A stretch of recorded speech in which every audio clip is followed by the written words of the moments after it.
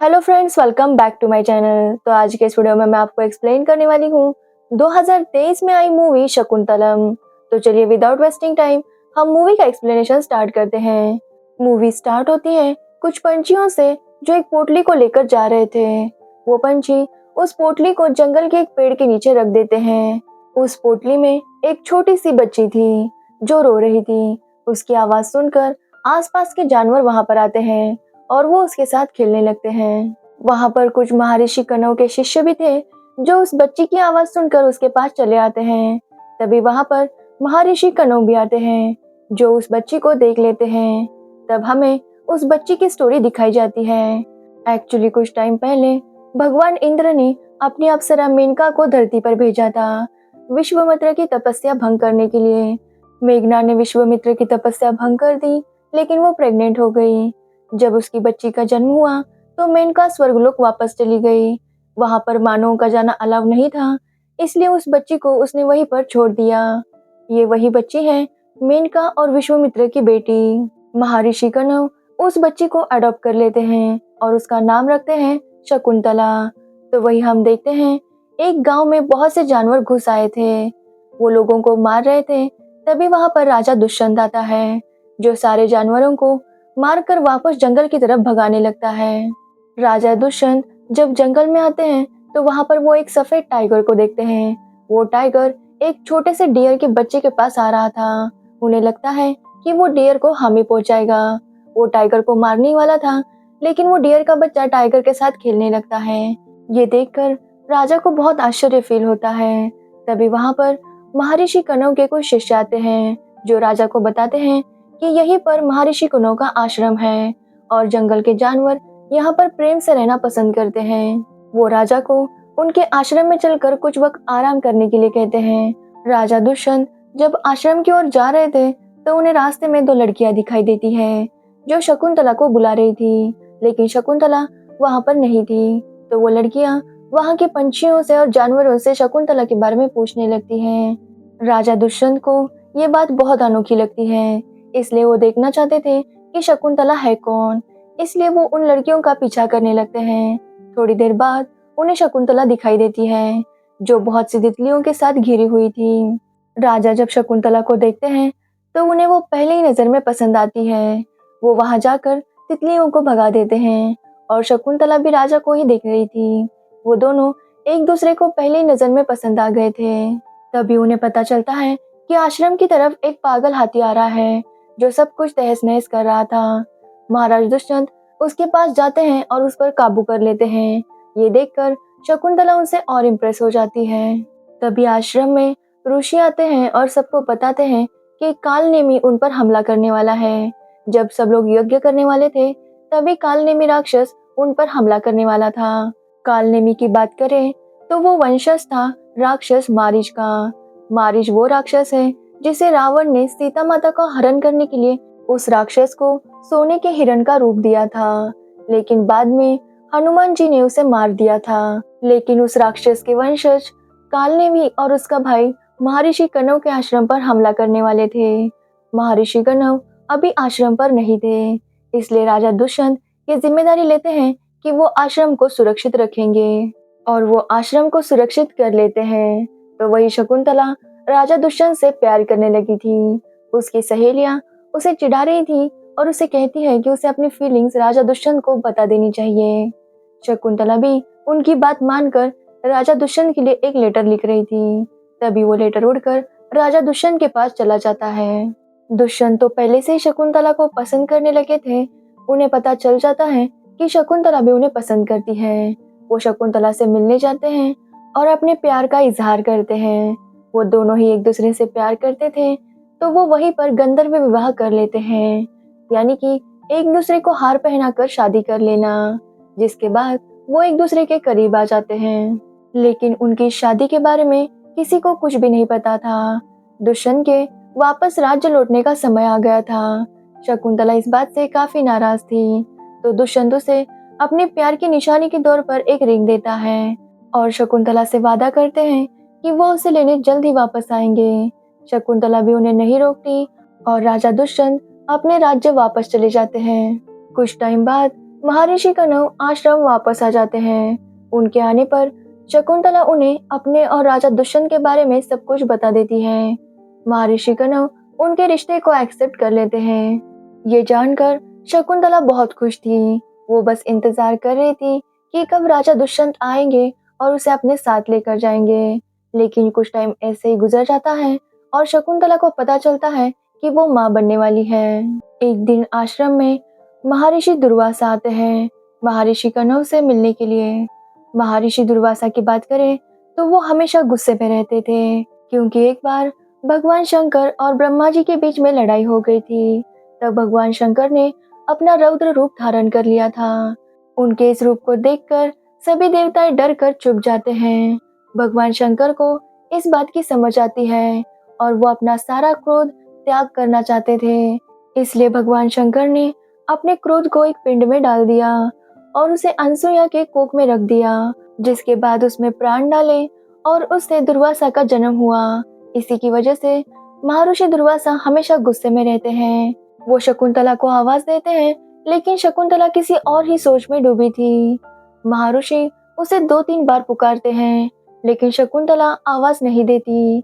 इस बात से महर्षि को गुस्सा आता है और वो शकुंतला को श्राप देते हैं कि शकुंतला जिसके बारे में भी सोच रही है वो उसे भूल जाएगा। ये सब कुछ होता हुआ शकुंतला की सहेली देख लेती है।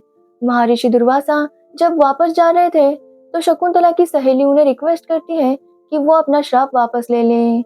उसके रिक्वेस्ट करने पर महर्षि दुर्वासा मान जाते हैं, लेकिन वो अपना श्राप वापस नहीं ले सकते थे। लेकिन वो एक वरदान देते हैं कि अगर शकुंतला उस व्यक्ति को उसकी कोई चीज दिखाएगी जो उसने शकुंतला को दी थी, तो उस व्यक्ति को शकुंतला फिर से याद आ जाएगी। जिसके बाद बहुत से दिन बीत जाते हैं, लेकिन राजा दुष्यंत शकुंतला के पास वापस नहीं आते। शकुंतला उन्हीं का इंतजार कर रही थी। महर्षि कण्व शकुंतला से कहते हैं कि उसे खुद राजा दुष्यंत के पास जाना चाहिए। शकुंतला को भी ये बात ठीक लगती है और वो अपने साथियों के साथ राजा दुष्यंत के राज्य जाने लगती है।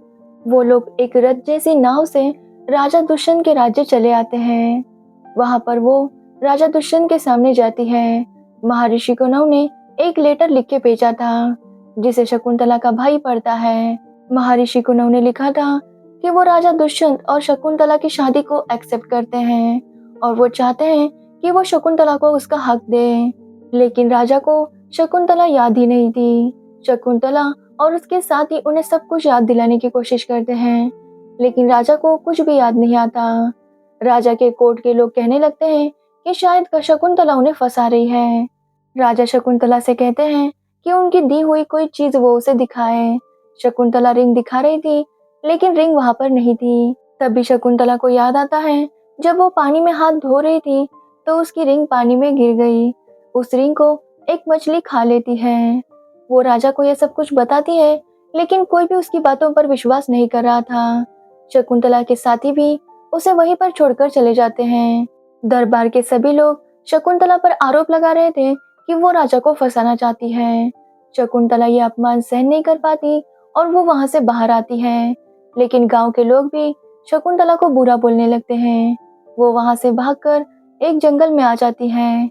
वहां पर वो एक बच्चे को जन्म देती है, तो वही एक आदमी उसी मछली को पकड़ लेता है और जब वो उस मछली को काटता है तो उसके अंदर उसे वो रिंग मिलती है। वो उस रिंग को बेचने के लिए ज्वेलर के पास चला जाता है, लेकिन ये रिंग राजा की बहुत ही खास रिंग थी, इसलिए ज्वेलर राजा को उसे लौटाने आता है। राजा जब उस रिंग को देखता है तो उसे शकुंतला और उनके प्यार के बारे में सब कुछ याद आता है। वो सबको आदेश देता है कि शकुंतला को ढूंढा जाए। वो सबको बताता है कि शकुंतला उनकी वाइफ है। सब लोग शकुंतला को ढूंढने लगते हैं, लेकिन शकुंतला कहीं पर भी नहीं मिलती। इस बात से राजा बहुत नाराज हो जाता है। राजा इतना नर्वस हो गया था कि उसे आने वाले युद्ध की भी चिंता नहीं थी। उसका फ्रेंड उसे याद दिलाता है कि उन्हें ये युद्ध जीतना है। जिसके बाद राजा दुष्यंत और उग्रनेवी के बीच में युद्ध होता है। तभी उग्रनेवी राजा को बताता है कि शकुंतला हिमालय के एक आश्रम में है और वो अभी तक जिंदा इसलिए है क्योंकि उग्रनेवी वहां तक जा नहीं सका। ये सुनकर दुष्यंत उग्रनेवी को मार देता है, क्योंकि उग्रनेवी की वजह से ही दुष्यंत और शकुंतला अलग हुए थे। क्योंकि जब ऋषि दुर्वासा ने शकुंतला को श्राप दिया था तो शकुंतला कुछ देखने में खोई हुई थी। वो दृश्य उग्रनेवी का भाई कालनेवी शकुंतला को दिखा रहा था। उसी वजह से शकुंतला ऋषि दुर्वासा की आवाज सुन नहीं पाती और वो उसे श्राप देते हैं। युद्ध जीतने के बाद राजा दुष्यंत शकुंतला को ढूंढने हिमालय की ओर निकलते हैं। वो वहां पर शकुंतला को ढूंढ रहे थे, तभी उन्हें एक शेर दिखाई देता है जो एक बच्चे की तरफ जा रहा था। महाराज दुष्यंत को लगता है कि वो शेर उस बच्चे पर हमला करेगा, इसलिए वो शेर की तरफ एक बाण को चलाते हैं, लेकिन वो बच्चा शेर को आगाह करता है और शेर झुक जाता है। जिसके बाद वो बच्चा शेर पर बैठकर महाराज दुष्यंत के पास आता है। ये देखकर वो काफी आश्चर्यचकित थे। वो बच्चा बोलने में बहुत तेज था और वो राजा को बताता है कि उन्हें जानवरों को नहीं मारना चाहिए, जिस पर राजा उसे बताते हैं कि उन्हें लगा था कि ये शेर तुम्हें मार देगा, लेकिन उस बच्चे का कहना था कि शेर का ये स्वभाव होता है कि वो मांस खाकर जिए, लेकिन जैसे शेर का बच्चे को मारना गलत है, वैसे ही राजा का शेर को मारना गलत है। एक राजा को सबके बारे में सोचना चाहिए।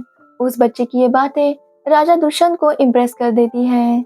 तभी वहां पर उस बच्चे को ढूंढने दो औरतें आती हैं। वो देखती हैं कि उस बच्चे के हाथ में उसका रक्षा कवच नहीं था। वो सब लोग उसका रक्षा कवच ढूंढने लगते हैं। राजा दुष्यंत को वो कवच दिखता है और वो उसे उठा लेते हैं। ये देखकर वो औरतें काफी आश्चर्यचकित थी। वो कहती हैं कि ये कवच सिर्फ उस बच्चे के माँ बाप ही उठा सकते हैं। अगर और कोई उसे हाथ लगाएगा तो वो कवच सांप बनकर उस इंसान को डस लेगा। तभी वहां पर शकुंतला आती है, जिसे देखकर राजा दुष्यंत समझ जाते हैं कि ये उन्हीं का बेटा है। शकुंतला अपने बेटे को लेकर वहां से जाने लगती है। राजा दुष्यंत ने जो उसका अपमान किया था वो उसे भूली नहीं थी। वो जाकर अपने आप को एक कुटिया में बंद कर लेती है। राजा दुष्यंत उसे समझाने की कोशिश कर रहे थे, लेकिन शकुंतला नहीं मानती। तभी वहां पर प्रजापति कश्यप आते हैं, जो शकुंतला को श्राप के बारे में सब कुछ बता देते हैं। ये सुनकर शकुंतला की सारी मिसअंडरस्टैंडिंग क्लियर हो जाती है और वो राजा को माफ कर देती है। प्रजापति शकुंतला के बेटे का नाम भरत रखते हैं, ताकि वो आगे चलकर भारतवर्ष का निर्माण करेगा। जिसके बाद राजा शकुंतला और अपने बेटे को लेकर अपने राज्य वापस चला आता है और शकुंतला और अपने बेटे को उनका हक देता है, और यहीं पर ये मूवी एंड हो जाती है। तो ये थी इस मूवी की स्टोरी। अगर आपको इस मूवी की स्टोरी और मेरा एक्सप्लेनेशन अच्छा लगा हो तो वीडियो को लाइक कमेंट शेयर जरूर करें और मेरे चैनल को सब्सक्राइब करना बिल्कुल मत भूलना। Thanks for watching the video.